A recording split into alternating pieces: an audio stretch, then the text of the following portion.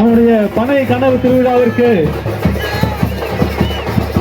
நம்முடைய பாசமிகு அண்ணன் செந்தமிழன் சீமான் அவர்கள் வருகை புரிந்திருக்கிறார்.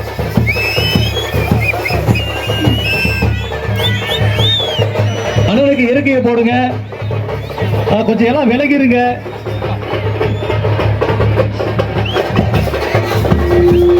நாம் தமிழர் கட்சியின் தலைமை ஒருங்கிணைப்பாளர் அண்ணன் செந்தமிழன் சீமான் அவர்கள் நம்முடைய பனை கனவு திருவிழாவிற்கு வருகை புரிந்திருக்கிறார்.